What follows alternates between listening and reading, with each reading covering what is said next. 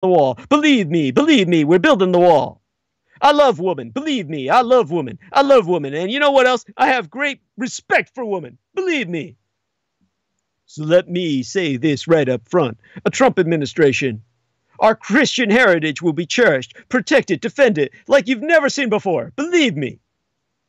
And why do so many evangelicals believe in Donald Trump? Because they fear privilege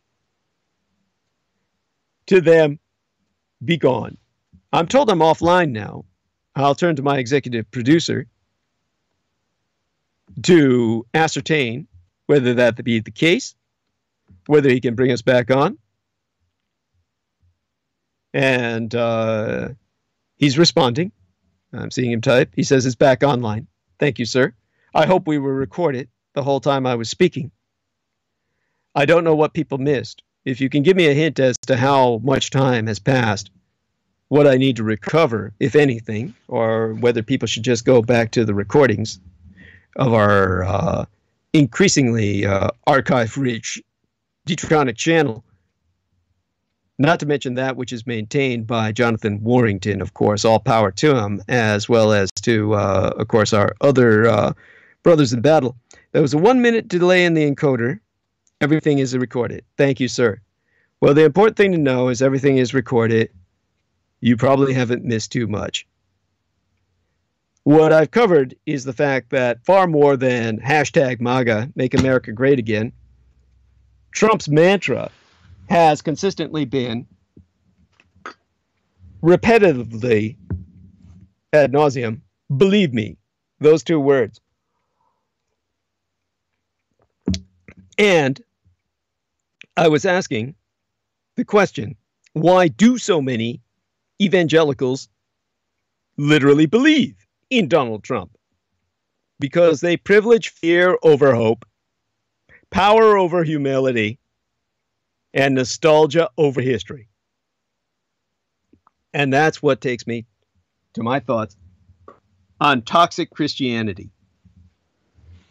Because, just as I've argued about the first American Civil War, and how neither side, North or South, had any concept of biblical reality or the reality of Christianity to even bring into their arguments. Their arguments are impoverished and denuded of historical reality of either Roman or Hebraic slavery. So too does everyone in this day and age ignore the fact that the Bible says to welcome immigrants. So why don't white evangelicals? Trump advisor Paula White once insisted Jesus never broke immigration law. A man who traveled the world through India into China and ultimately Japan. And she says how he never broke immigration law. 68% of white evangelicals say America has no responsibility to house refugees. And they're constantly demanding, at the time we were coming into midterms, who's organizing the massive caravan on track to hit the U.S. border just in time for the election. That was just one headline in the waning months of yesteryear, 2018, on the website of the CBN, Christian Broadcasting Network, which be naught else other than the Pat Robertson-founded evangelical media powerhouse that has become in recent years a de facto mouthpiece for the Trump administration. Most national media outlets were reporting on the caravan then, an approximately 4,000-strong group of migrants, mostly from Honduras, who had chosen to collectively flee to the United States to escape gang violence and political instability. But CBN's reporting, including the implication that leftists, including the billionaire philanthropist George Soros, were secretly funding the caravan in order to destabilize American democracy in time for the midterms, was not substantiated by reporting by any mainstream media outlet. Yet CBN consistently stoked fears in several articles that quote-unquote radical leftists were behind the caravan, and that it was full of felons and exotics, one of its sources terms for migrants of Middle Eastern or African origin. Little attention, if any, was paid to migrants' reasons for leaving their homes behind, or the social and political instability in Honduras that was attracting the travelers to the United States. The Christian Broadcasting Network never responded to an emailed request from myself for comment, but that's no surprise. The nativist rhetoric, spouted by outlets like the Christian Broadcasting Network and plenty of others, has proved toxic. Because elsewhere, intermissions of Soros-related conspiracy theories have proven fatal. You had the Pittsburgh man who fatally shot 11 people at a synagogue in Squirrel Hill on Saturday of the last weekend in that 10th month of yesteryear, my own birth month of October. He frequently posted nativist sentiments and anti-Judaic conspiracy theories about the caravan and other political issues on the far-right social networking site Gab. The same people at BellGab.com that I shut down as a major pedopornoholic trading network, who are back now at BellGab because they need a place to trade their child porn, are back to try and condemn myself as the expositionist who has ever and always been their downfall in human trafficking operations. And this man who cavorted with the likes of Richard K. Cole / Julius, or, oh God, what's their name again? Sally Song Soo being his email. This was an individual who has taken several names, including Randy Allen Kramer. I'm even forgetting his pedophile name that he was using when he was going back and forth from Scotland with, of course, our man Michael Aquino to constantly expedite the direct trade of children into the United States. Stuart Allison. Stuart Allison is Richard K. Cole. Richard K. Cole is Stuart Allison. And these individuals have records. They are people who are constantly on the move to evade detention. And they go back and forth with the international immunity of diplomats, thanks to the security clearances of men like Michael Aquino.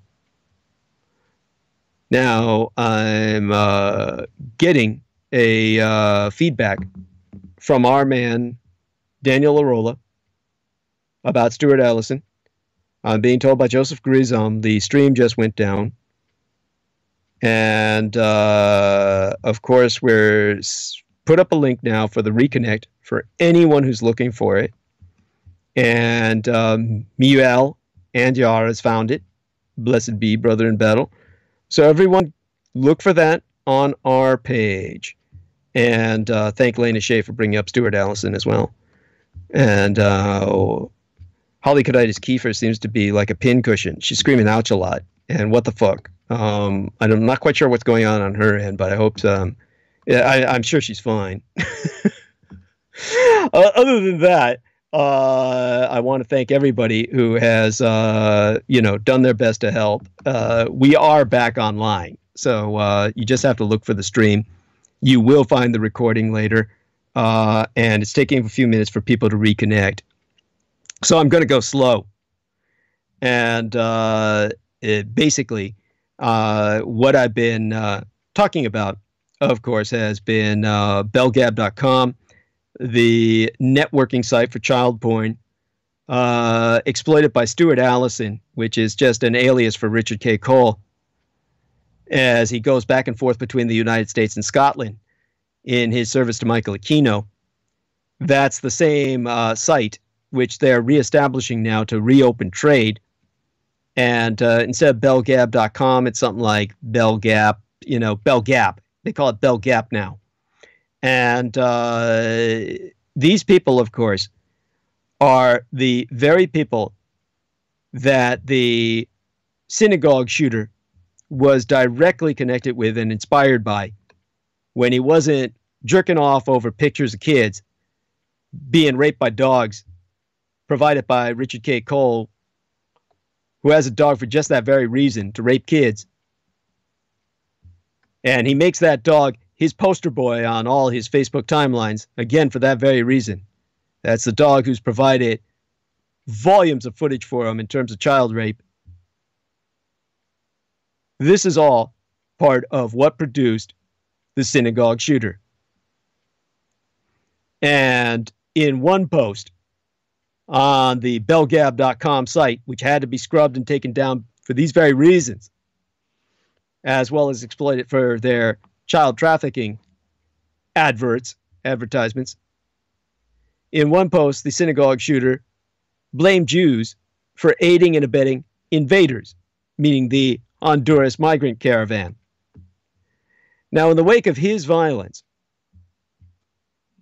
we have, of course, a situation of toxic Christianity that's manifest in massacre, where it's worth asking a wider point: how did white evangelicals come to so fully embrace the Trumpian rhetoric on immigration? How did a religious group whose foundational sacred text explicitly mandates care for the poor, the sick, and the stranger become a reliable anti-refugee, anti-immigrant voting bloc? In January of yesteryear, a Washington Post ABC poll found that a staggering 75% of white evangelicals in the United States described the federal crackdown on undocumented immigrants as a positive thing, compared to just 46% of Americans overall. And according to a Pew Research Center poll in May of yesteryear, 68% of white evangelicals say that America has no responsibility to house refugees, a full 25 points over the national average. White evangelicals be the only Christian group to express this level of hostility towards refugees. While just 25% of them say they think Americans should house refugees, white mainline Protestants, the mainliners, the mainline Protestants, the black Protestants, and Roman Catholics all express support for refugees by between 43 and 65 points. Meanwhile, according to another July poll by the PRRI, the Public Religion Research Initiative that I sourced, over half of white evangelicals report feeling concerned about America's declining white population. Now, the Bible contains numerous passages that seem to straightforwardly exhort care for the poor, immigrants, and refugees. Isaiah 10, for example, seest God excoriating those who turn aside the needy from justice, and to rob the poor of my people of their right. In Matthew 25, which a Methodist pastor quoted to Jeff Sessions when protesting his speech yesteryear, Jesus warns his followers that those who withhold care from the poor or the refugee, the least of these, are seen as having done it to Jesus himself. Plenty of other verses: Leviticus chapter 19, verses 33 through 34, Jeremiah chapter 7, verses 5 through 7, Ezekiel chapter 47, verse 22, Zechariah chapter 7, verses 9 through 10. They all express similar sentiments. Generally speaking, white American evangelicals have, at least since the 1970s, been wary of counting non-whites or non-Americans among this least, as emphasized by God. As historian Randall Ballmer has frequently argued, the rise of the moral majority and the Reagan-era political evangelical religious right in America was due as much to objections to desegregation as to more obvious contentious issues like lesbian, gay, bisexual, transgender, and queer rights and abortion. For as long as white evangelicals have been a politically robust force, white American identity, Republican Party politics, and evangelical theology have been all but inextricable. That said, the age of Trump and the Christian nationalism he has frequently evoked as a rhetorical campaign strategy has seen white evangelical nativist rhetoric take on a more politicized role, as Messiah College professor and historian John Fay told Vox, VOX, in September, white evangelical pastors, and thus their parishioners, are increasingly willing to take their sermon talking points and marching orders from an administration buoyed in part by its embrace of nativism. So prominent evangelical leaders, including those who serve on Trump's unofficial Evangelical Advisory Council, have openly cast doubt on what Christians owe to refugees. For example, in July of yesteryear, as debate over immigration raged in the aftermath of Trump's controversial migrant family separation policy, Paula White, a longtime Trump advisor and well-known prosperity gospel preacher, used the Bible to defend Trump's policies. She told a Christian broadcasting network that those Christians who argued that Jesus was a refugee were wrong. She said, yes, Jesus did live in Egypt for 3.5 years, but it was not illegal. If he had broken the law, he would have been sinful, and he would not have been our Messiah.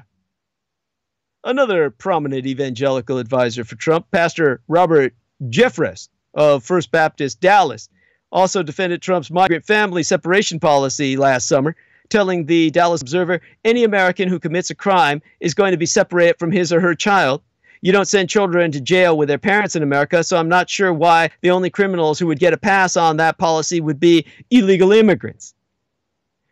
In addition, members of the Trump administration have used biblical arguments to support family separation and immigration restriction even more broadly. Last summer, both Attorney General Jeff Sessions and White House Press Secretary Sarah Sanders appeared to use Romans 13, a verse in which the Apostle Paul cautions an early Christian group against rising up against the Roman Empire, to argue that the Trump administration has the biblical authority to make its own rules, and that Christians have a duty to submit to them, as if he were God on earth. How should we account for this seeming discrepancy between biblical theology, with its frequent exhortations to care for the poor and marginalized? Well, Diana Butler Bass, an American church historian and scholar who focuses on the history of the American church, concluded that the answer be twofold.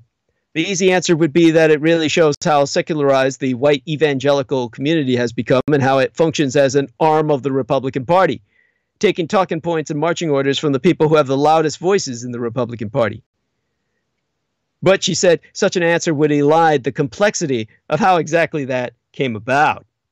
Increasingly, she's observed, white evangelicals are motivated by a willingness to read the Bible non-literally when it comes to passages about, say, caring for the poor. So over the past few years, she's noticed what she calls a very slow theological turn within the evangelical community to redefine what seemed like very basic verses about the care of the poor and caring for the outcast. On one hand, they might say, oh, you know, Jesus was born of a literal virgin.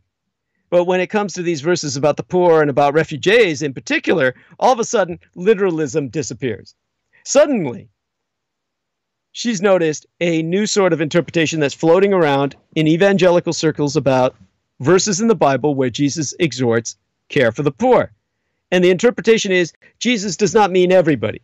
That Jesus only means that you're supposed to take care of the least of these who are in the Christian community, meaning if they're white, which defines one as Christian in American terms. Now, this willingness to define seemingly straightforward passages in the Bible along politicized terms, reimagining what it means to be someone's neighbor, speaks to a wider issue within white evangelicism, or evangelicalism, being the proper term, I believe. The degree to which white evangelical identity be increasingly predicated on politicized whiteness and on an insular and isolationist vision of community. It reveals the extent to which white evangelicalism has become synonymous with Christian nationalism under the Trump administration. And increasingly, white evangelicals are willing to selectively reinterpret the Bible to justify this. So according to Professor Bass, we're seeing literal verses with long histories of interpretation that favor the poor, that favor outcasts, redeployed in ways that fit now. They're inventing a new interpretation, whole hog, to fit the Antichrist reign of Vladimir Putin via his puppet mouthpiece, Donald Trump. One of the most famous verses in the Bible is Galatians chapter 3, verse 28, which highlights how Christianity is supposed to transcend barriers of race, class, wealth, and nationality. There is neither Jew nor Greek. There be neither bond nor free. There be neither male nor female. For ye all be one in Jesus Christ. In Christ Jesus is the actual quote, anointed Jesus. It's unclear how white evangelicals have reinterpreted this verse now. Forsake Antichrist and the anti-gods.